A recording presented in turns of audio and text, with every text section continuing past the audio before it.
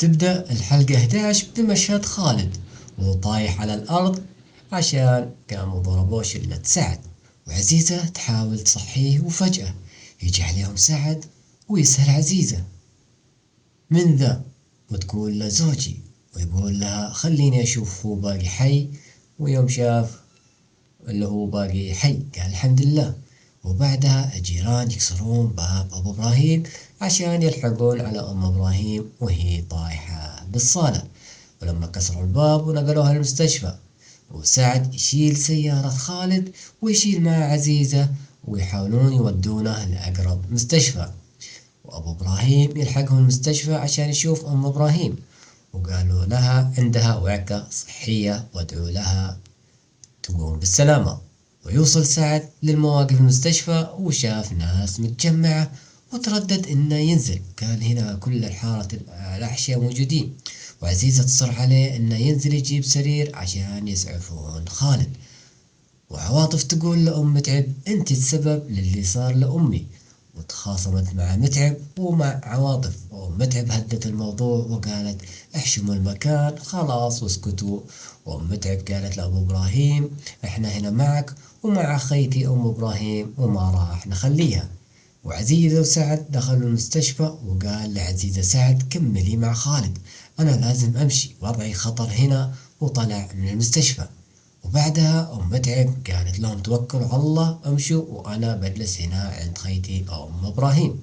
وبعدها عواطف تمشي وتجيها دوخة وتحاول تتماسك وهي نازلة من الدرج، ولمحت سعد بين الأسياب وتحاول تلحقه وتنادي لكن دايخة وما قدرت وطاحت. وسعد شافها ورجع يشوفها وهي مغمى عليها لكن ما بيده شي يسويه، على الفور انسحب من المكان قبل ما يجون أخوانه، وجلس يناظر الموقف من بعيد.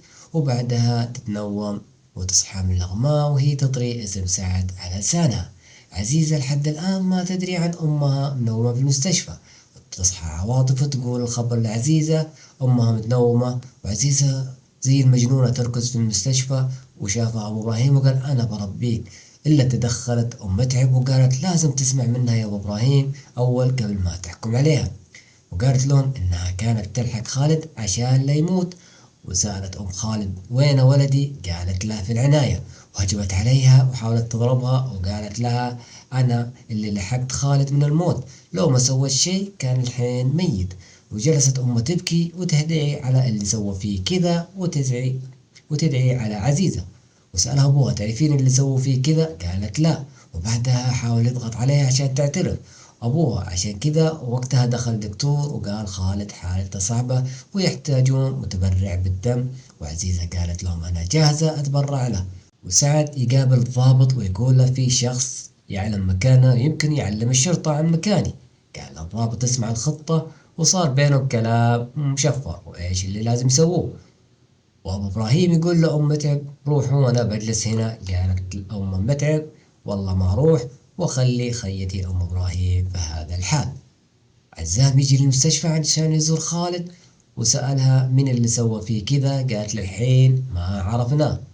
وبعدها عزام يمشي والجازي بالجهة المقابلة يتصادمون، وكل واحد يناظر للثاني بنظرة إعجاب. وعواطف تقول أنا بغيت أموت بسبب ولدهم متعب، ومتعب والجازي سمعوا كلامها وانصدموا من هرجها القاسي.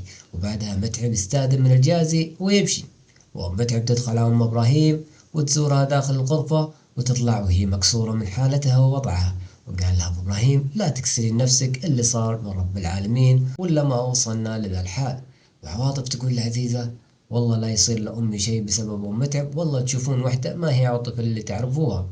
وبعدها الدكتور يطلع ويطمن أم خالد وعزيزة إنه صحى من غيبوبته، وإنه بس واحد يدخل عشان يشوفه. دخلت أمه عند ولدها وأمه تسأل خالد عن عزيزة من يومين مرافقتها وما طلعت. قال لأمه ما منها أمان ولا أوثق فيها، وأبي الشرطة أبي أبلغ على اللي صار. وبعدها قال لأمه خلي عزيزة تدخل. وبعدها قالت له روحي خالد يبغاك. ولما دخلت عليه يناظر فيها بنظرة شر ويمسك يدها بقوة ويقول له الشرطة بتجي الحين وبيك تعلميهم باللي صار، إلا فجأة فعلا يدخلون الشرطة وينتهي المشهد على هذا. لا تنسوا دعمكم بالاشتراك، ولا يكون الله في أمان الله.